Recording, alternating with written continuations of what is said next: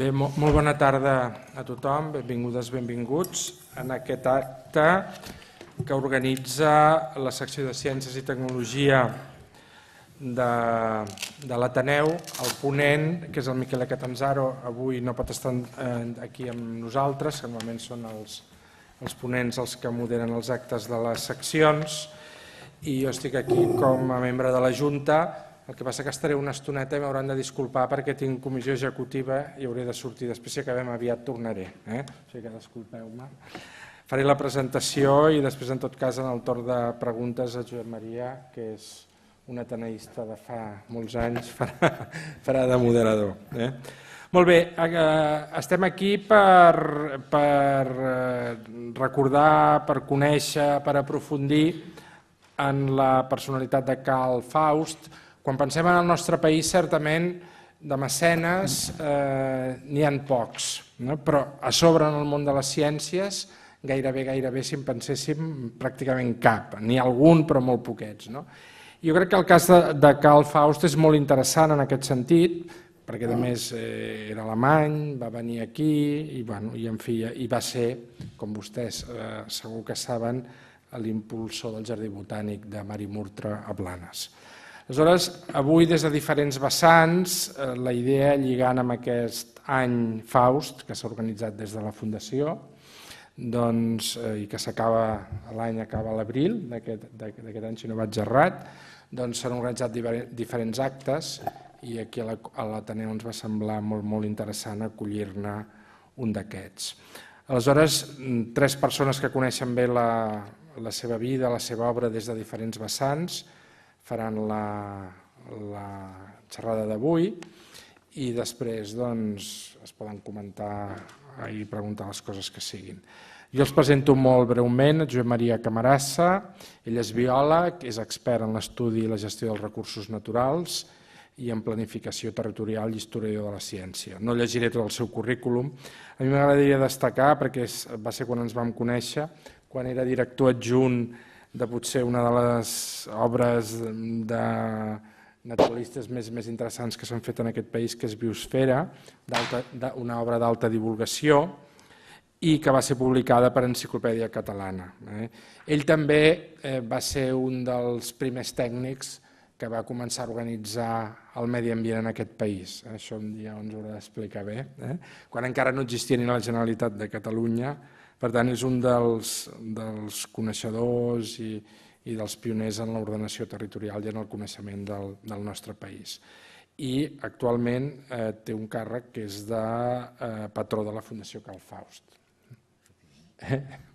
Molt bé, benvingut. Maria Elvira i Silleres és llicenciada en Filosofia i Lletres, és especialista en Història Medieval, és diplomada en biblioteconomia i professora de la Facultat de Documentació de la Universitat de Barcelona. I està aquí perquè una de les seves facetes laborals és l'organització d'arxius personals. I ella ha estat organitzadora de diferents arxius, entre ells el de Felícia Fuster, el poeta Foix, Anna Bosch i també el de Karl Faust, que em sembla que era un arxiu important. I ens parlarà d'aquesta vessant més humana, d'aquesta vessant empresarial que ella ha vist bé en els seus arxius d'en Karl Faust. I finalment, l'Eva González Sales és diplomada per la Royal Society of Arts, està especialitzada en interiors històrics i ha treballat per diferents cases de subhastes i institucions. I des de l'any 2004 és la directora d'una empresa que es diu Arcare SL, que està especialitzada en la catalogació de col·leccions culturals i la conservació preventiva del patrimoni. Bé, abans de donar-los la paraula, simplement dir-los que de cara a la primavera, quan faci més bon temps, i lligant una mica amb l'acte que avui fem a l'Ateneu, ens va semblar, amb el Josep Maria, que seria interessant que organitzéssim una visita al Marimurtra de Blanes, un dissabte al matí, i que poguéssim conèixer més a fons el jardí. Això ho anunciarem en el butlletí, en el fulletó de l'Ateneu properament, però en tot cas estan tots vostès també convidats, socis i no socis també, que avui han vingut aquí. Doncs, Josep Maria, quan vulguis. Moltes gràcies, Lluís. Bé, en primer lloc, deixeu-me que en nom de la Fundació Carl Faust agraeixi a l'Ateneu Barcelonès que s'hagi volgut afegir en aquest acte a la commemoració de l'any Faust. També moltes gràcies als assistents que han volgut participar en aquest acte de record i de reconeixement a Carl Faust. Ja ho ha comentat en Lluís, de mecenes en aquest país en tenim poquets, però dels poquets que tenim gairebé tots s'han dedicat a les arts i a les lletres. Mecenes de les ciències els podríem comptar amb els dits d'una mà i possiblement encara ens en sobrarien. I d'aquests, un de molt important és precisament Carl Faust. Carl Faust, que era una persona que va arribar molt jove a Catalunya des d'Alemanya, el seu país natal, i que aquí va fer fortuna, una fortuna discreta però considerable, i que en fer 50 anys va decidir que ja en tenia prou de treballar i de fer diners i que volia fer un jardí botànic, i el va fer. Però d'això ja us en parlaran més endavant la Maria i l'Eva. Jo el que vull centrar-me és sobretot en el seu paper com a mecenes de la ciència. I sobretot en un temps i un país molt difícils per fer-ho, perquè va coincidir precisament el seu temps de mecenatge més actiu precisament amb els anys de la Guerra Civil i de la postguerra, de la més dura de postguerra, perquè ell va morir l'any 52, per tant, són tots els anys 40 el franquisme més dur imaginable. Una mica abans del començament de la Guerra Civil, als anys 30, mentre Mari Murtra anava prenent forma, Faust ja s'havia anat posant en contacte amb alguns dels nostres botànics més competents, amb Pius Fonecker i Josep Quatrecases al capdavant. I també molts botànics d'altres centres europeus, entre ells, sobretot, Josies Braun-Blanquet, que va ser l'introductor del mètode fitosociològic d'estudi de la vegetació. El 1934, precisament, podríem dir que seria la data en què s'inicia aquest mecenatge i es va iniciar precisament portant a Catalunya l'excursió fitosociològica de la Sigma d'aquell any. La Sigma era l'estació internacional que havia creat a Montpeller Josies Braun-Blanquet i que era el centre fonamental dels treballs fitosociològics que es feien en aquell moment a tota Europa. Doncs, amb aquesta acció va començar ja havia començat en altres coses, però el ben dirigit és aquest.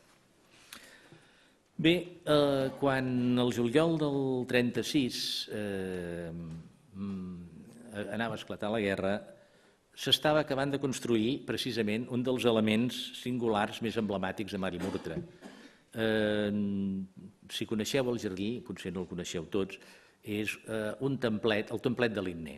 El templet de Linné és una imatge que quan la veieu és impressionant perquè està amb una punta que surt sobre la mar i el paisatge és fantàstic.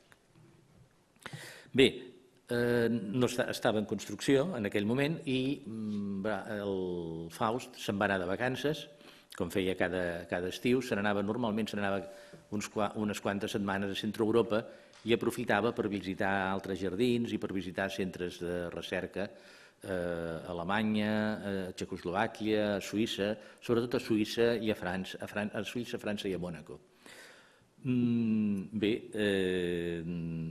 anava, esclar, amb la idea de veure'l acabat quan tornés i també anava amb la idea de donar forma a una entitat que, quan ell faltés, doncs continués la seva obra de l'estació internacional que ell volia crear, una mica seguint el model de Braun Blanquet, una estació internacional de biologia mediterrània que havia de tenir com a centre Marimurtra. Bé, amb aquestes dues idees se'n va anar el juliol del 36, però les seves vacances es van prolongar, desgraciadament, per ell i per molts altres, fins al setembre de 1939. Naturalment, no cal dir que les notícies que li anaven arribant d'Espanya a partir del començament de la guerra cada vegada eren més inquietants, sobretot perquè ell, naturalment, tenia amics i interessos tant a un costat com a l'altre, vull dir, tant al costat republicà com el que controlaven els militars colpistes. I, en canvi, i a més, ell era un pacifista abrandat, vull dir, ell no havia volgut, quan ho hagués pogut fer, participar a la Primera Guerra Mundial, en fi, s'havia mantingut sempre al marge dels conflictes que li havien passat pel costat.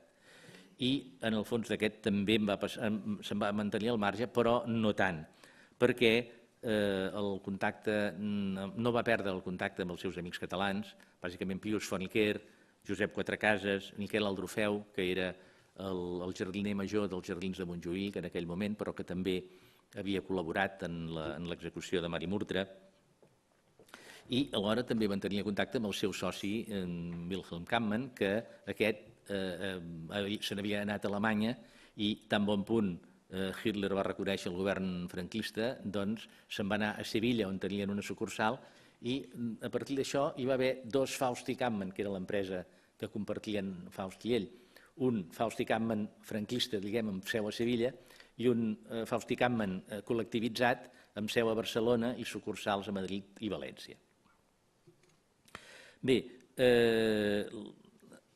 el fet que el Faust i Kampmann de Barcelona fos col·lectivitzat, però el Consell Obrer del col·lectiu obrer que el controlava mantingués relació fluida amb Faust, va ajudar molt a que el comitè local de Blanes, que era de la CNT, igual que el comitè de Faust i Kampmann, doncs tingués cura de no malmetre res de les propietats de Faust allà, ni en particular del jardí. Fins i tot, per si de cas, el Joan Llates, que era el cap del comitè de Faust i Kampmann, i el Miquel Aldrufeu van crear un comitè antifeixista jardiner que va prendre cura de la gestió del jardí. De la preocupació de Faust per la sort dels seus amics en trobem exemples abundants en la seva correspondència, que afortunadament s'ha conservat. Entre ell i alguns amics suïssos, sobretot el matrimoni Frey de Berna, es van esforçar a fer paquets, enviar-los a través de la Creu Roja, amb aliments, de vegades amb llaminadures per la canalla, perquè tant el Drofeu com Font tenien fills petits, i Quatrecases també, i desgraciadament el fill del Drofeu va morir l'any 38, però no únicament això, vull dir, també enviava plaques fotogràfiques per a Quatrecases, que era un fotògraf excel·lent, cintes de màquina d'escriure bicolors, articles que eren pràcticament impossibles de trobar a la rereguarda en plena guerra. Doncs això, també medicaments que eren difícils de trobar aquí, i també es preocupava de rescabalar-los de les despeses que poguessin tenir en relació amb Marimurtra, i a partir del gener del 38 va anar ordenant, que ja tenia organitzada la seva economia aquí, doncs anava ordenant mensualment al seu banc que fessin lliurament d'unes quantitats de diners a Foniquer. Per altra banda, en el jardí, el jardiner que hi havia en aquell moment titular era suec, es deia Erik Sventenius, i, clar, tot i que era un excel·lent científic i sobretot un florista, és a dir, un estudiós de la flora i de la sistemàtica vegetal, doncs les necessitats pràctiques el van empènyer a dedicar una bona part del jardí a cultivar patates i altres hortalisses que, doncs, evidentment, tenien la seva fertilitat, sobretot perquè a partir del moment donat Sventenius va ser requerit per l'ambaixada sueca perquè s'ocupés d'una casa de colònies que va muntar l'ambaixada sueca a Teià, precisament en una casa que havia estat requisada a uns amics de Faust. Això després de la guerra va tenir conseqüències, desgraciadament. Cal dir, a més, que aprofitant-se de les relacions que mantenia amb un botànic i etnògraf txec que es deia Fritsch, va aconseguir rebre, en plena guerra, no us ho perdeu, 1 gram de radi per fer experiments de mutacions genètiques amb les varietats de patates que tenia a mà, perquè ell era de l'opinió que les famoses Mataro Potatoes, que havien estat una de les produccions importants del Maresme per a l'exportació, no eren una varietat autòctona, sinó que eren una varietat d'origen anglès que aquí havia donat bon resultat, però que era molt fràgil enfront de les malures, etc. I, en canvi, ell anava experimentant, volia almenys fer-ho, amb varietats locals. De manera que és possible que, perquè el radi no desapareix així com així, que tinguem en el jardí una certa quantitat de radi, no sabem on exactament. Però tant o més que la seva pròpia fundació, el Faust en aquest període, precisament, tot i la difícil situació, el 1937 creava a Basilea la fundació que us he dit, la Fundació Internacional de Biologia Mediterrània, que havia de ser a la seva mort hereva de la major part dels seus béns i ho va fer amb el propòsit declarat de fomentar i facilitar els estudis biològics, particularment els botànics, estudiants i titulats de tot el món, amb particular atenció als estudiadors de la flora mediterrània i la de les regions subtropicals àrides. Però encara més, o almenys tant com la seva pròpia fundació, li importava a Faust la projecció internacional de l'Institut Botànic de Barcelona, que tot just s'havia creat 2 anys abans, sota la direcció de Pius Foneker. Aquell mateix 1938 va rebre l'Indexennium, és a dir, l'índex de les llavors que podia oferir l'Institut Botànic a altres centres de l'any anterior, de 1937. I va veure que hi havia una planta, la Kalanchoe fausti, que en Foneker havia descobert uns anys abans a Ifni i li havia dedicat al Faust. És una crassulàcia del Marroc descrita el 1935. Li va demanar la descripció original per tal de donar a reconèixer l'espècie, segons diu en una carta, a varios jardines botánicos a los que debo favores, però insisteix especialment en que la tramesa de llavors que hi hagi es faci amb bosses del propi Institut Botànic, ja que vol que es conegui aquesta institució i que també, a desgrat de la guerra, mantenia el foc sagrat de la recerca botànica a Barcelona. A finals d'aquell any mateix, mentre era a Ginebra, va rebre un exemplar d'un llibret que potser alguns heu vist perquè s'ha reeditat posteriorment en dates relativament properes, que és la Iniciació a la botànica de Pius Foneker. És un llibre, és potser el primer llibre de morfologia vegetal en català i porta uns dibuixos magnífics que són obra primerenca d'un botànic que després seria un gran il·lustrador, que és en Eugeni Sierra. I ja a l'ensenyar aquest llibre als botànics de Ginebra ja es van quedar admirats d'aquells dibuixos i li van preguntar per l'autor, que llavors tenia tot just 16 anys. Bé, quan Faust torna a Catalunya el setembre del 39, evidentment va tornar a un país molt diferent del que havia deixat 3 anys abans. Ell no havia arribat a fer-se càrrec de la dimensió del conflicte, de la distància entre els bàndols enfrontats i, sobretot, esclar, va tenir la desagradable sorpresa de trobar-se que els seus amics, 4 cases, havia hagut d'exiliar-se perquè havia tingut càrrecs en diferents governs de la República.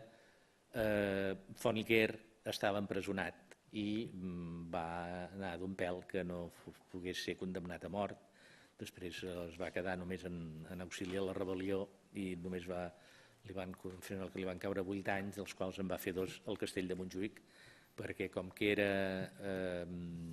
farmacèutic militar, el van jutjar en Consell de Guerra i el van anar a parar a una presó militar. Però, esclar, com que era ciutadà alemany, això li donava molta mà, diguem, en els mitjans oficials d'aquell moment. I ho va aprofitar també per fer favors a persones de Blanes que havien hagut d'emprendre el camí de l'exili i amb els quals volien prendre contacte als seus familiars. Alguns, desgraciadament, que s'havien instal·lat a França van acabar anant a parar als camps nazis, sobretot a Mauthausen, i de tota manera Faust va aprofitar la seva amistat amb Charles Bernard, que era un botànic de Ginebra, però al mateix temps era un càrrec important de la Creu Roja Internacional, per mirar de contactar amb ells i de fer el que es pogués per ells, que desgraciadament va ser ben poca cosa. Total, que gairebé sense adonar-se'n, en Faust esdevé, a partir del seu retorn a Catalunya, un mecenes dels naturalistes catalans més desaforits aquells anys, que eren precisament els botànics. Ja hem dit el que va passar amb Font, ja hem vist també el que passava amb Quatre Cases, però en el cas d'en Font la cosa era més greu, perquè a més havia estat privat, quan ja va quedar en llibertat, va quedar privat de tots els seus càrrecs, perquè també havia patit la depuració per part de l'Ajuntament de Barcelona, que és qui s'havia quedat l'Institut Botànic, i va anar-li buscant feinetes, a part de la feina principal que ell va anar fent a l'editorial Labor, amb obra molt important, com la que ja segurament coneixeu tots, la flora, el Dioscoris renovado, les plantes medicinals, però també moltes traduccions de llibres tècnics, de botànica, de zoologia i de química. Doncs ell portava tot aquest camp de publicació científica a l'editorial Labor. Però, a més, Faust, per una banda, aprofitant aquestes coneixences que tenia, per una banda va convèncer el senyor Josep Maria de Porcioles, que llavors no era alcalde de Barcelona, sinó que era president de la Diputació de Lleida, perquè li encarregués una flora de Lleida, que ell va començar per la Vall de Boí. Ell mateix, directament, en Faust, li va encarregar una flora de la selva, de l'herbari de la qual es conserva en part, els duplicats de la qual es conserven a l'herbari de Blanes, però els originals a l'Institut Botànic. Bé, a més, esclar, durant els anys de la Guerra Mundial s'havien girat les tornes i els seus amics francesos eren els que ara estaven necessitats de proveïment i d'aliments i llavors, en comptes d'enviar paquets cap a Espanya, envia paquets d'Espanya cap a França, el seu amic Braun Blanquet, a Gilles Pavillard, algun altre botànic. Però, sobretot, i aquí és potser el pinyol del seu mecenatge, a partir de la primavera del 43, Faust esdevé un promotor d'alguna de les línies de recerca naturalista que eren emergents en aquells anys a Catalunya. Concretament la biologia marina, la limnologia i l'ecologia, totes en la persona d'un jove prometedor d'aquell moment, Ramon Margalef. Ramon Margalef, que tenia 17 anys en esclatar la Guerra Civil, havia freqüentat ja de ben jove la Institució Catalana de la Història Natural, fins i tot s'havia atrevit a escriure alguns articles sobre les seves troballes en mostres d'aigua, però acabada la guerra no tenia estudis, no havia fet ni el batxillerat, va començar a treballar en una empresa d'assegurances. Però Ramon de Bolòs i Pius Foniquer van aconseguir acollir-lo a l'Institut Botànic de Barcelona amb una beca, una petita beca, molt petita, i va tenir una oportunitat impensada que una petita editorial barcelonina li publiqués el 1942 un llibret sobre ecologia aquàtica que es titulava «Donde empieza la vida». Si el trobeu de vell no us el perdeu, és un llibret meravellós. Per consell de Pius Foniquer Margalef va fer arribar un exemplar a Carl Faust i Faust va quedar admirat dels coneixements i l'empenta del jove Margalef. I va decidir ajudar-lo en tot el que estigués en la seva mà. I, en particular, el va voler ajudar en el pas decisiu de l'estudi del plàncton d'aigua dolça, de fet, de bassals, al plàncton marí. I per fer-ho el va posar en contacte amb pescadors de Blanes, li va finançar l'adquisició de material i de bibliografia, li va facilitar relacions amb especialistes com el ficòleg alemany Adolf Pascher o el francès Jules Pavillard, i, més encara, va buscar la manera que el treball que Margalef anava a començar sobre el plàncton de les costes de Blanes fos publicat, que clar, és important. I això ho va aconseguir també acudint a les seves coneixences. Faust, entre aquestes coneixences, figurava un advocat falangista de Barcelona que es deia Antoni Maria Simarro, que va ser designat per les autoritats franquistes president de la Diputació de Barcelona. I com a president de la Diputació de Barcelona era també vocal del patronat de l'Instituto Español de Estudios Mediterráneos, que era un invent del cunyadíssimo, del Serrano Súñer, per suplantar l'Institut d'Estudis Catalans. I, fos com fos, Faust se'n va sortir, va convèncer Simarro perquè es publiqués el llibre. I al setembre del 44 va aparèixer finalment publicat. És la primera publicació de Margalef sobre temes marins. Paral·lelament, naturalment, també hi havia altres que s'interessaven per Margalef perquè era molt evident la seva vàlua.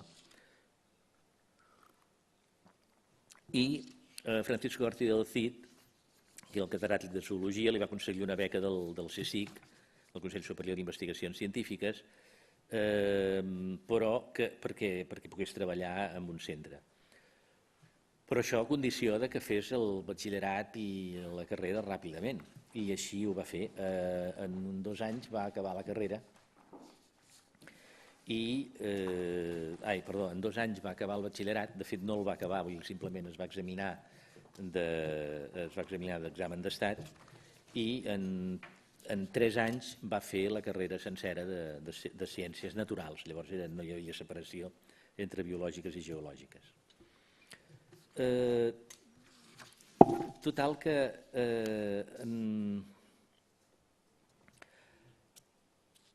malgrat que a partir del final de la Guerra Mundial el Faust es va veure encara en més dificultats perquè els exèrcits aliats van congelar tots els béns de ciutadans alemanys a l'estranger, tant els seus béns a Suïssa com els béns que tenia Espanya van quedar congelats. Tot i així, durant un temps només, va intentar que el CSIC l'ajudés a adquirir uns terrenys al costat de Mar i Murtra per instal·lar-hi un centre de recerca oceanogràfica. Això es va anar allargant, no es va arribar a fer fins ja després de la mort de Faust, però encara va fer una altra operació i és de llogar, quan ja va poder mobilitzar diners, llogar una taula d'estudi a l'estació zoològica de Nàpols, no solament pel Margalef, sinó per qualsevol altre que hi volgués anar durant un any. Margalef la va fer servir un mes i després d'això va poder anar també amb l'ajut del Faust al Congrés Internacional de Limnologia de Zúrich, que va ser el primer que es va fer després de la Segona Guerra Mundial. De manera que, en bona part, si Margalef va aconseguir arribar on va arribar, tot i la seva vàlua, ho va deure en una part significativa als ajuts de Faust. Faust, fins i tot, quan l'any 49 ja havia acabat la llicenciatura, el CSIC va decidir finalment impulsar la creació d'una secció de biologia marina al que en deien l'Institut de Biologia Aplicada. I per preparar-ho van voler fer un curset de formació. Doncs bé, per fer aquest curset de formació li van demanar que busqués algun emplaçament a Blanes i ell va fer obres a la seva casa de Mar i Murtra, va muntar un petit laboratori a la cuina i un parell d'habitacions perquè hi poguessin instal·lar en Margalef i un altre professor. I aquest primer curset, que és l'arrel de l'Institut d'Investigacions Pesqueres, que després ha sigut l'Institut de Ciències del Mar, va néixer allà, va néixer a Marimurtra, a la cuina de la casa d'en Faust. Bé, ja amb això arribem als últims anys d'en Faust, que ja estava molt malalt. Ell va continuar intentant legalitzar la seva fundació de Suïssa.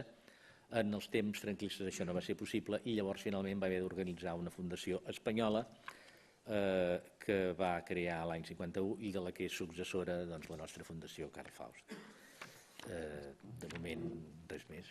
Molt bé, moltíssimes gràcies, Josep Maria. Ara la Maria Elvira parlarà de la vessant més humana, empresarial, i m'haureu de perdonar, però jo haig de marxar, en tot cas s'acaba aviat, gràcies, arribo. En aquesta imatge, el tercer, aquell que li sobresurt més al cap, aquell és en Margalef jove. Acaba de parlar el Tocamarasa de que a la cuina de Faust va néixer un organisme important posteriorment. Bé, a la cuina de Faust ara hi ha l'arxiu i és allà on jo estic. I el que jo us diré és el que he vist en els documents. Quan Carl Faust tenia 23 anys acabats de fer, s'allunya del seu país per emprendre un viatge del qual ja no tornaria a Alemanya. Va partir de Frankfurt l'11 d'octubre de 1897 i després de 2 dies en tren, passant entre altres capitals per Basilea i Ginebra, arribà a Barcelona. I a Barcelona s'incorporà immediatament a la seva feina a l'empresa Cortin Hermanos Sociedad Anònima, sucursal de l'alemana Gebrüder Cortin. La seva carrera en el món laboral fou meteòrica. Els directrius de la Gebrüder Cortin i de la seva filial espanyola van apreciar aviat les qualitats del jove Carl Faust i li van designar apoderat en 1903 i en 1905 va passar a ser gerent a l'edat de 31 anys. Aquesta situació laboral privilegiada, de la qual sense dubte se sentia molt satisfet, acabà quan fou enviat a Barcelona un fill dels propietaris de l'empresa alemana. Aleshores deixà la Cortin Hermanos Sociedad Anònima i, empès pel seu esperit emprenedor, va fundar el 23 de desembre de 1908 a Düsseldorf la seva pròpia empresa, la Faust i Kammann. Era una empresa creada per 2 socis, el propi Carl Faust, que tenia 38 anys, i Wilhelm Kammann, que tenia 32. Aquest havia treballat també a la Cortin Hermanos de Barcelona durant un període de 2 anys. Posteriorment havia marxat a l'estranger i havia dirigit una fàbrica al Düsseldorf. La Faust i Kammann, dedicada al comerç de maquinària i tuberia alemanya, inicià la seva activitat a Espanya l'1 de gener de 1909, en la Ronda Universitat 16 de Barcelona. I l'11 de gener de 1911 fou inscrita davant el notari Antonio Par. El seu capital inicial era de 10.000 pessetes, aportades a parts iguals pels 2 socis. La nova empresa aviat experimentà un gran creixement i 2 anys després de la seva fundació el seu capital era de 200.000 pessetes i gènere per valor d'altres 200.000, de les quals 150 per compte propi i 50 en consignació. Aquest creixement espectacular es devia a la bona gerència i al treball dur que els 2 socis realitzaven en l'empresa. De fet, un informe datat del 21 de març de 1912, encarregat per un banc alemany, acaba de la manera següent. La opinión general de las personas que han sido consultadas es que se trata de una casa seria y que, por el poco tiempo que lleva establecida, ha efectuado buenas operaciones, gozando de buen concepto en la localidad, siendo los socios tenidos por personas serias, aptas y muy trabajadoras, mereciendo la confianza de cuantos con ellos tratan mercantilmente.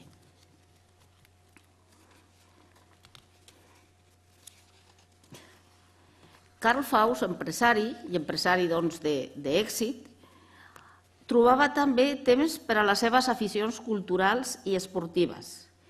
Freqüentava el Liceu, va ser un soci primerenc del Club Natació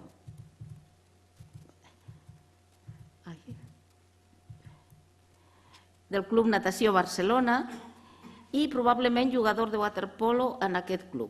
I va ser també soci del Centre Excursionista de Catalunya durant molts anys, concretament des de 1916 fins a la seva mort.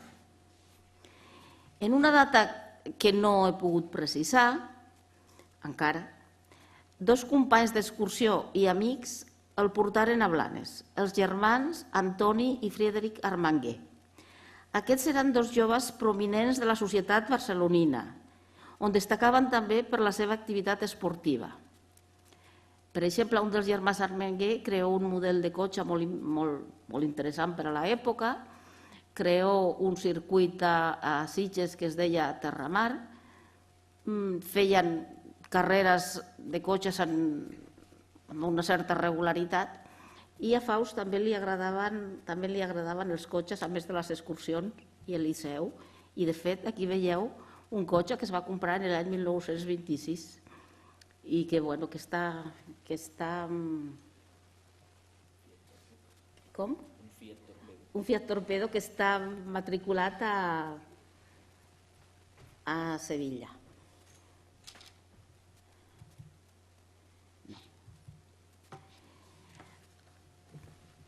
En Blanes va conèixer a Josep Maria Nubiola, que estava casat amb una germana d'Antoni Frederic Armangué. Josep Maria Nubiola era un químic que treballava a la gran empresa de Blanes, que és una empresa dedicada a les fibres tèxtils, la SAFA, i en Josep Maria Nubiola va ser amic fins a la seva mort. Ja veurem després que el nomena patró de la seva fundació. La Faust i Caman obria delegacions a València, a Madrid, a Sevilla i progressava espectacularment. Amb l'èxit de l'empresa arribà la fortuna als dos socis, però ni l'èxit ni la fortuna feien oblidar a Carl Faust la seva passió per l'estudi i la contemplació de la natura. Per satisfer-la, a partir de 1918 va començar a modelar el que havia de ser la gran obra de la seva vida, el Jardí Botànic Marimurtra. O millor, va posar les primeres pedres perquè el model segurament feia anys que el portava al cap.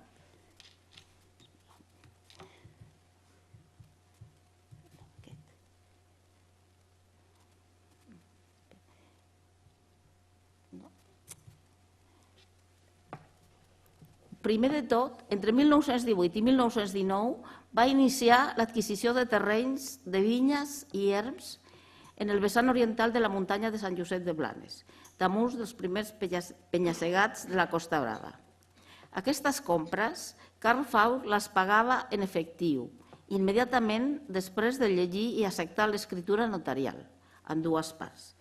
Per cadascun dels terrenys comprats acostumava a pagar 3.000 pessetes. En 1919 va encarregar a l'arquitecte noucentista mataroní Josep Goday el projecte del conjunt de casa, jardí i templet, que havia d'ocupar els terrenys adquirits. El 30 de desembre, Josep Goday lliurava el projecte i poc després s'iniciava la construcció de les primeres infraestructures i es feien les primeres plantacions. En 1924, en fer 50 anys, Faust prenia una decisió transcendental, abandonar progressivament els negocis i retirar-se a viure a Blanes per dedicar-se en cos i ànima a complir el seu somni i crear un jardí botànic mediterrani i posar-lo a disposició de tots els estudiosos que volguessin aprofundir en el coneixement de la vida vegetal en un ambient harmònic i plaent. Per dir-ho a les seves pròpies paraules, fundar una república epicúrea dels biòlegs en la qual poguessin savis i estudiants, lluny dels sorolls de la gran urs, despresos de la vida quotidiana enmig d'un jardí interessant, d'un clima ideal i d'un passatge hel·lènic, dedicar-se completament a la creació de valors ideals i a la recerca de la veritat única. En el registre mercantil de Barcelona, el 26 de febrer de 1927, els dos socis de la Faus i Caman van constituir la Faus i Caman, o millor, una nova Faus i Caman, i van dotar-la d'uns estatuts. El capital social de la nova empresa fou de 1.200.000 pessetes, distribuïdes en 2.400 accions, de 500 pessetes cadascuna. D'aquestes accions, Carl Faus adquirí només 100, que valien 50.000 pessetes i que li donaven el dret de formar part del Consell d'Administració. Les pagà al comptat, ell sempre pagava al comptat, mentre que Guillermo Caman pagà les seves 2.300 accions amb l'aportació de part de les mercaderies de les que disposava la Faus i Caman a Barcelona, a Madrid, a Sevilla, a València i a Sabadell. Faus tenia, a més, inversions en la Compañía Hispano-Argentina de Electricidad, la conocida CHADE, la Compañía Espanyola de Minas del Rif, Aigües de Barcelona i moltes altres empreses, totes sòlides i que donaven beneficis. Així, Carl Faus, allunyat dels negocis però no desentès, es dedicava al jardí i començà a relacionar-se amb els millors botànics i naturalistes del país i de la resta d'Europa. Va fer de Pius von Iker el seu assessor principal i el seu millor amic i a través d'ell va conèixer a Carlos Pau i Josep Quatrecases i molts altres botànics d'aquí.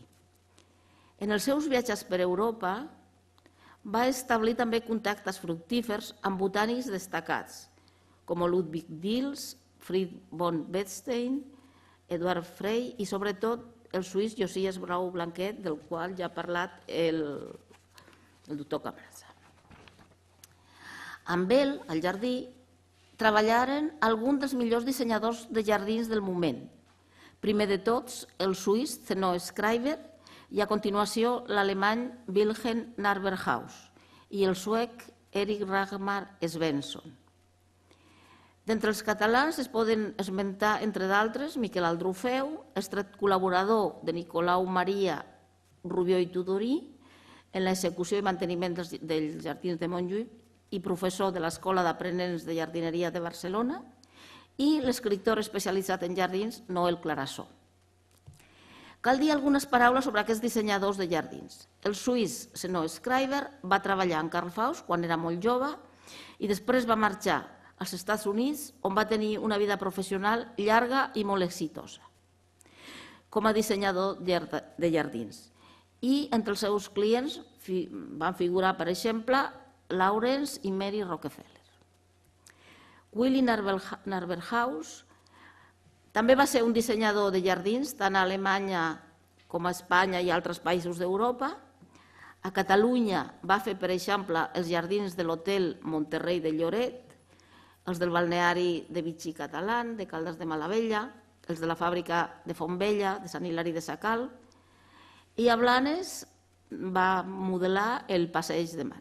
També va treballar, com a cosa curiosa, al monestir de Yuste, aquell monestir en el qual es va retirar l'emperador Carles I, que està a Extremadura.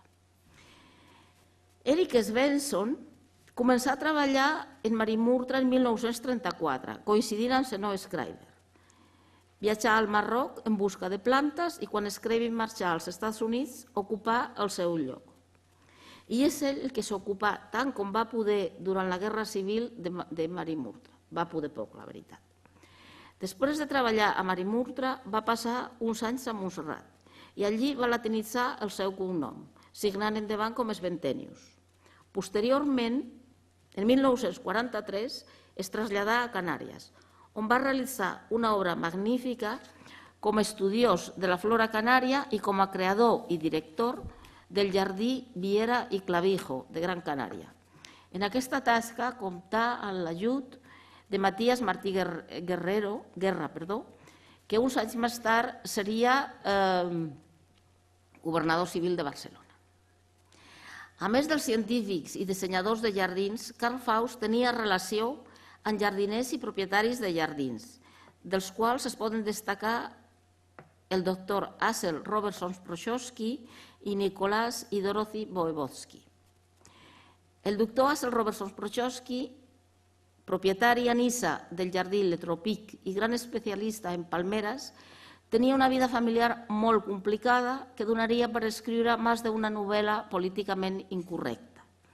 El doctor Robertson-Prochowski, que vivia gairebé exclusivament per al seu jardí, era un referent per a Carl Faust i en les seves cartes hi ha ben ordenades les respostes a les preguntes que Carl Faust li feia. Carl Faust va ser per a ell un amic fidel que, a més, per ajudar-li econòmicament, li va comprar la seva biblioteca especialitzada en palmeres. El coronel Nicolás Voevodsky i la seva dona irlandesa Dorothy Webster, creadors del magnífic jardí de Cap Roig, actualment propietat de la Caixa, eren molt bons amics de Carl Faust i per les cartes de Dorothy se sap que sovint es visitaven. I pel testimoni d'Enriqueta Rabassa, que les visites que aquesta parella feia a Blanes eren un motiu de satisfacció per tots tres.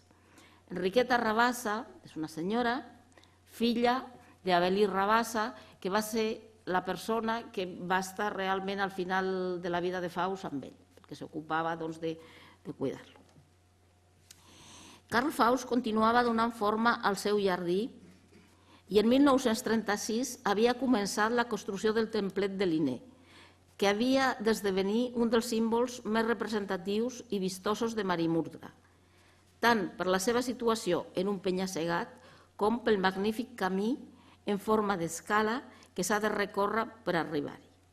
Josep Goday, arquitecte, morí en 1936 i el templet fou acabat pel seu fill, que tenia el mateix nom i que també era arquitecte. A Faust li faltava donar forma jurídica a la seva realització material. Calia, com ja ha dit el doctor Camarasa, una entitat que assegurés la continuïtat del seu projecte més enllà de la seva mort, tot i que encara només tenia poc més de 50 anys. Projectava fer-ho a finals d'aquell any i en aquesta idea se'n va anar de vacances a començaments de juliol, tant com feia cada any. L'esclat de la Guerra Civil Espanyola el va sorprendre tot just començades aquestes vacances en un balneari alemany. Malgrat trobar-se al seu país natal i poder viatjar per tot arreu Europa, lluny de Blanes se sentia pràcticament com un exiliat i sobretot tenia els seus interessos a Blanes. Mentrestant, l'empresa Faust i Caman també patia en la guerra. Així, la central de Barcelona i les centrals de Madrid i València eren col·lectivitzades. Sventenius s'ocupa del jardí tant com pot, però la veritat és que pot poc.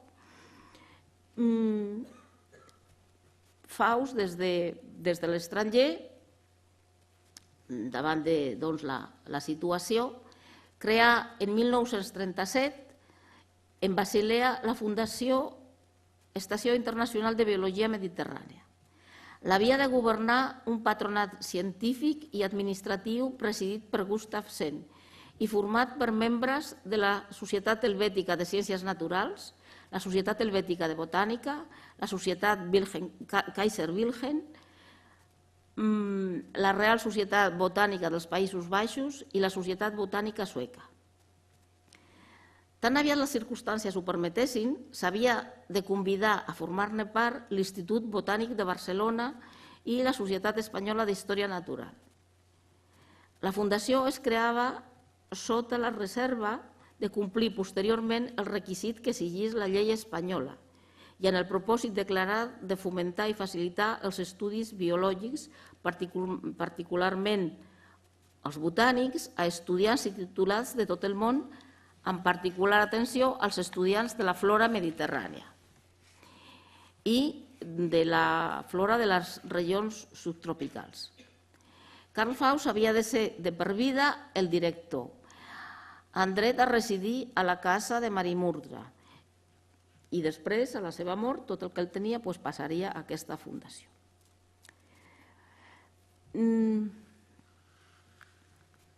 Quan Karl Faust va arribar a Barcelona després de la guerra, vam veure que la situació era terrible, que els seus amics alguns tenien problemes, altres havien mort, i ell mateix va tenir problemes importants. La fundació creada a Suïssa seguia existint sobre el paper, però la realitat era que a causa de la manca de fons la legislació suïssa impedia el seu reconeixement i activitat. Karl Faust i els membres del patronat trigaren bastant temps d'assabentar-se d'aquest fet. En els últims anys de la seva vida, Karl Faust, molt preocupat pel destí de la seva obra, tractà d'adaptar la Fundació Internacional, la Fundació Suïssa, a la legislació franquista, però els seus esforços fracassaren. Un any abans de la seva mort, i ja en els seus béns desbloquejats, Doctor Camarasa ha dit que havia tingut problemes econòmics i van ser greus perquè ell, malgrat ser un home relativament ric, no podia disposar dels seus diners. Va crear una fundació d'acord amb la llei espanyola i ho feu l'1 de febrer de 1951 a Blanes, davant el notari José Maurí Serra. En el document fundacional, Karl Faust declara textualment: constituyo la Estación Internacional de Biología Mediterránea, Fundación Carlos Faust, como establecimiento de instrucción de carácter privado, con personalidad jurídica independiente y con domicilio en Blanes, en el Jardín Botánico Marimurtra. Esta fundación tiene por fin permanente la protección y el fomento de los estudios de biología mediterránea, especialmente de botánica. De manera principal, conservando y prosperando el Jardín Botánico Marimurtra de Blanes, procurando también la cooperación y relación internacional en la ciencia botánica. Esta fundación tiene capacidad jurídica propia para otorgar convenios, contratar, adquirir, incluso por actos gratuitos, retener, administrar, enajenar y, en general, disponer de toda clase de bienes, incluso inmuebles, salvo lo que se establece en el número 4. Estará representada por 2 miembros del patronato elegidos por mayoría. Esta fundación estará regida por un patronato, compuesto necesariamente por lo menos 6 persones.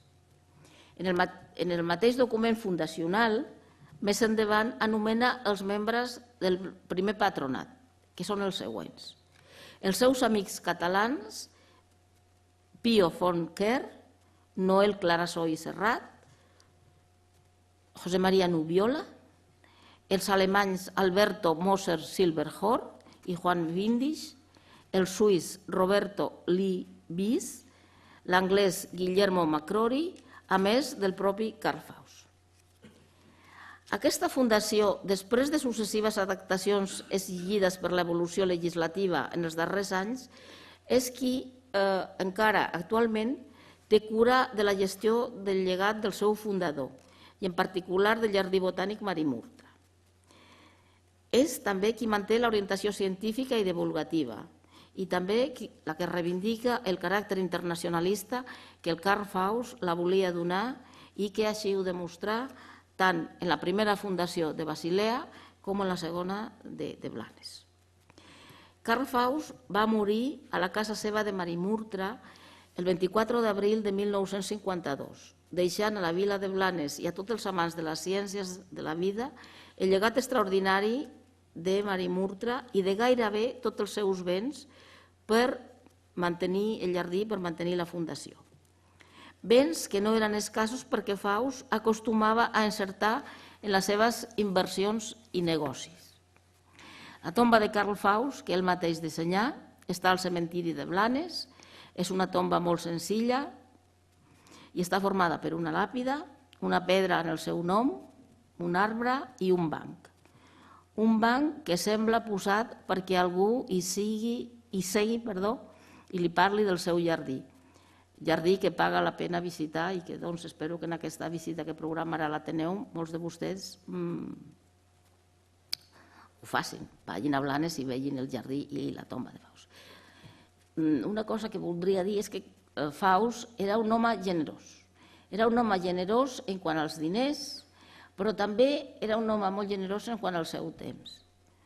Ell escoltava, almenys és la percepció que jo he tingut dels documents, ell escoltava a tothom i sembla que inspirava confiança.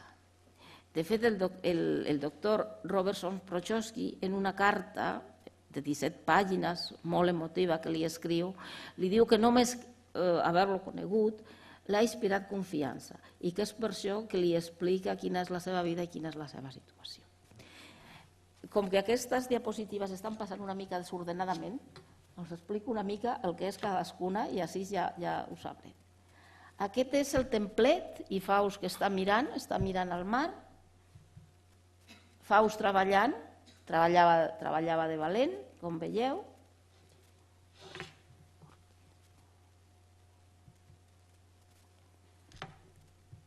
Aquest és Sventenius, aquell senyor que va treballar amb ell i que després se'n va anar a Canàries. Va morir en l'any 1974 i va morir d'un accident de trànsit. El senyor que està a la dreta de Faust és Noel Clarasó i el que està a l'esquerra és Josias Blau Blanquet. Aquest és Faust una altra vegada al jardí, sembla que podia passar-se hores i hores mirant a les plantes. Aquests senyors, potser Josep Maria, no sé qui són, però com era un grup simpàtic, els he posat. Sí, tenim el Margalet, que destaca més al darrere. No, el Carles Bas, em penso. Carles Bas també estava, oi? Però passa que jo no sé quin és. És el que va fer la fotografia, perquè n'hi ha dues i una surt i l'altra no. Aquests li van donar uns quants problemes a Faust, sembla que eren bastant moguts i ell no tenia molta paciència. Faust ja gran, aquest és, veieu el seu esquela, i aquesta és la Sigma, aquest organisme de Blau Blanquet.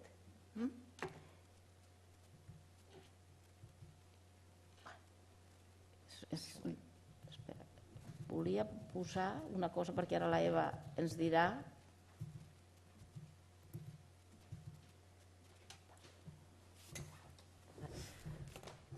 Jo parlaré ara, introduiré una mica a Carl Faust, el seu lloc de naixement i la seva evolució personal fins a l'arribada a Barcelona. Carl Faust neix a Hadamar l'any 1874, que és una petita població a tocar amb Limburg, com es veu a la fotografia. Serà el gran d'una família de 7 fills, tot nois a excepció d'una nena que morirà poc abans de complir els 4 anys, quan encara en tenia 12. Degut a la feina del pare de Carl Faust, que era agrimensor de professió i treballava com a funcionari de l'Estat en els projectes de construcció i expansió de les xarxes ferroviàries, la primera infantesa de Carl Faust transcorre en diferents ciutats de l'estat de Hessen. Des del seu Hadamar natal, i recent complerts els 4 anys, la família es traslladarà a Bockenheim, un petit nucli urbà enganxat a la ciutat de Frankfurt. 4 anys després marxarien a Herborn, uns 60 quilòmetres al nord, on s'hi estarien uns 2 anys abans de retornar una altra vegada a Bockenheim, aquesta vegada sí annexionat i convertit en un barri de Frankfurt del Meno, que és la ciutat ja convertida com a gran centre financer alemany. El matrimoni Faust s'hi va establir llavors permanentment allí, si bé es mudarien de diverses cases ja no marxarien d'aquesta ciutat. El naixement de Carl Faust, recordem l'any 1874, es pot dir que coincideix amb el naixement de l'Alemanya unificada de Bismarck, que a efectes territorials és tal com la coneixem avui dia. Des del punt de vista social i econòmic, Alemanya es troba llavors en un moment històric. Aconseguida la victòria en la guerra franco-prussiana del any 1870-71, es sent envaïda d'un estat d'eufòria i optimisme després d'anys de malestar social generalitzat. Alemanya, motivada per un esperit nacional sense precedents, es convertirà al cap de poc temps en una de les grans potències mundials. De fet, l'any 1900, la producció industrial alemanya ja superava la producció anglesa. La generació de Karl Faust va poder gaudir de les polítiques educatives encaminades a l'expansió del país propulsades pel Kaiser Wilhelm I, el Guillem I, les quals apostaven per les ciències i la investigació com a clau del desenvolupament industrial i tecnològic del país i dels idiomes per fomentar les relacions i el comerç internacionals. La família Faust, que era una família burgesa educada, el pare formava part de la classe social culta, coneguda com a Bildungsbürgertum, classe social molt important durant l'època anterior i durant aquesta època, una època de desarrelament de les zones rurals, i és poder la classe social que més a gust i més aviat es va adaptar a les ciutats, que els donaven molt més espai de moviment cultural i social. Els seus pares creien en la importància d'una bona educació com a base pel propi desenvolupament personal a tots els nivells. Així, tots els fills, motivats pels pares, van assolir un nivell de formació que en principi els permetés desenvolupar una carrera professional. De fet, 3 dels germans van cursar estudis universitaris ja aleshores. Ernst era arquitecte, Otto era agrimensor, com el pare, i Max, el més petit, va ser enginyer. Karl va freqüentar la Bockenheimer Realschule, un institut de formació media alta que possibilitava l'accés a una formació professional de bon nivell. Així doncs, en acabar la secundària, Karl ja havia estat examinat de ciències, d'anglès i francès i és possible que també de castellà. Freqüentant un institut d'aquest tipus o superior i realitzant un examen estatal de nivell, el nou programa del Kaiser Guillem I permetia reduir la prestació del servei militar obligatori, reduir-lo de 3 anys a 1 any. En Karl Faust s'adheria a aquest programa i així poder acabar abans, poder absolir abans, acabaves abans la secundària, de fet un trimestre abans. Pendent encara per això d'incorporar-se al servei militar, que ho havia de fer abans de complir els 25 anys, va abans formar-se com a pèrit mercantil durant 3 anys d'aprenent a una empresa tèxtil al mateix Frankfurt. En acabar va començar a treballar en un negoci de caça i pesca, fins que al cap d'un any, a través d'un contacte del pare, va aconseguir un lloc com a comercial en una empresa de licors a Mülheim an der Ruhr, que és una ciutat minera de la conca del Ruhr, més al nord d'Alemanya, ben al centre, el que era el cor industrial de l'Alemanya. Segueix sent-ho. Llavors, el trasllat a Mülheim an der Ruhr va representar pel jove Faust la primera vegada que s'allunyaria de la llar familiar.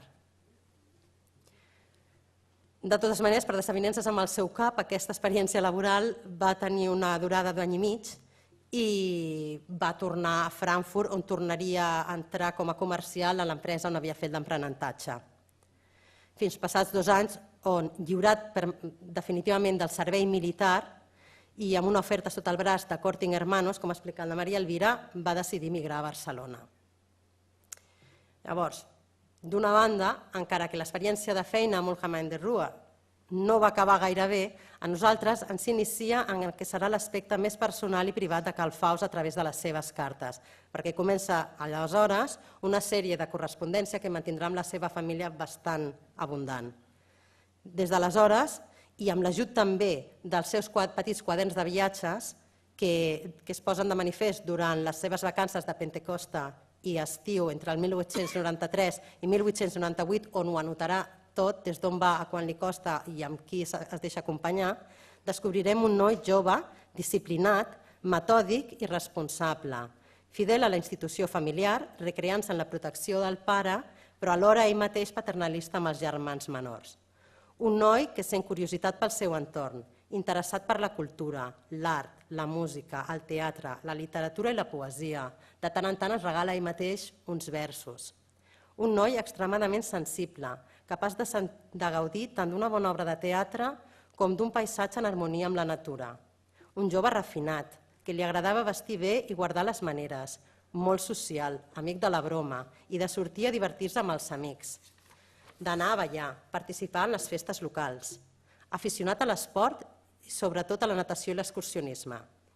Tots aquests trets que mantindrà a la seva arribada a Barcelona i durant molts anys, fascinat per les celebracions de la Setmana Santa, horroritzat per les corrides de toros, enlluernat per la llum i el paisatge mediterrani. A poc anirà forjant una xarxa social d'amics on s'hi trobaran, entre d'altres, Ricard Luján, potser un dels primers waterpolistes catalans del Club de Natació Barcelona, el pintor canari Néstor Martín Fernández de la Torre o el violinista català Màrius Mateo, el qual, en una carta adreçada a en Faust des de Mèxic l'any 1922, li escriu que enyora las dislocadas reuniones de tu casa en la calle Salmerón, en las que el ingenio cedía por unos instantes para dejar a Néstor en plática elocubrante de una fantasía sin fin, atizada por las tisanas y de difícil coordinar. Y la primavera de Grieg, que yo tocaba por momentos, esparcía en el ambiente de la coquetona galería el bienestar de la dulce melodía. A veces se prolongaban hasta que la luz nos separaba. Qué inefable recuerdo. Aquestes vetllades intel·lectuals de caire informal, marcades inicialment per les inquietuds culturals pròpies de la joventut, s'anirien diluint de mica en mica i girarien cada vegada més entorn al món científic i botànic, de forma paral·lela amb el desenvolupament dels projectes de maduresa, projectes d'un home emprenedor, apolític, francmaçó i autodidacta. A nivell familiar, la Primera Guerra Mundial va causar un punt d'inflexió en la relació amb el pare. Aquell li va retreure a Faust la no participació en el conflicte bèl·lic i Cal es va sentir molest. El 1919 moriria el pare, però el llaç entre tots dos ja s'havia trencat i ja s'havia perdut. Tots aquells anys de complicitat entre un i l'altre i d'admiració per la consecució d'èxit semblava haver-se esvaït deixant pas a un profund rancor per part d'en Cal. A partir d'aquest moment, les cartes amb la família es reduiran gairebé a correspondència amb els germans Ernst i Otto i es limitaran pràcticament a l'administració de les finques que Faust havia adquirit a Frankfurt, aprofitant la devaluació de la moneda com a conseqüència de la profunda crisi econòmica en la que el país es trobava submergit després de la Primera Guerra Mundial i que beneficiava indirectament empresaris amb capital estranger. Durant tots els anys entre les dues guerres mundials, inclòs el temps d'exili de la guerra de Cal durant la Guerra Civil Espanyola, en Faust no va trobar mai el temps d'anar a buscar la seva família. Tot i passar temps en un balneari a Bad Nauheim, no lluny de Frankfurt, tenir els comptes bancaris i visites al Banc de Frankfurt o estar a les vacances a la seva casa de Tegernsee, a Baviera. Després de la Segona Guerra Mundial, inclús en el germà Otto, eix unificador de tots els Fausts durant anys, que havia agafat el relleu del pare, no va trobar les forces per seguir mantenint el lligam. De fet, Cal, malauradament, no va saber gestionar-se un lloc dins del si familiar. Tampoc es va casar mai i a poc els vincles en els que ell tant hi creia, els vincles de sang com ell mateix deia, es van anar perdent amb els germans, els nebots. I dic malauradament perquè al final de la seva vida Cal era molt conscient de tot el que havia aconseguit en Faust i Kampmann en el terreny professional, de la grandesa de la seva obra per a la ciència, de l'abast nacional i internacional de la seva xarxa d'amics i coneguts, i també era conscient de la seva soledat, malgrat tot. En aquest aspecte, jornades com aquesta dedicades amb agraïment a la persona de Cal Faust el farien sentir un xic més estimat. I amb això ja acabo i deixo pas una mica a la ronda de preguntes. Molt bé, moltes gràcies.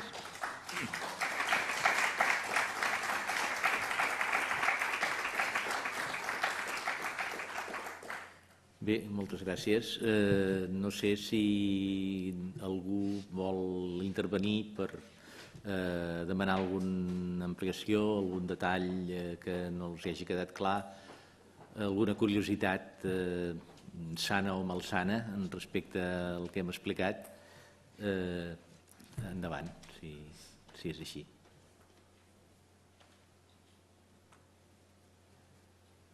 Bé, doncs, si no hi ha cap intervenció, em penso que podem donar per acabat aquí aquest acte, agrair-los novament la seva atenció, la seva assistència i el que ens hagin volgut acompanyar en aquest homenatge a Karl Faust 60 anys després de la seva mort. Moltes gràcies.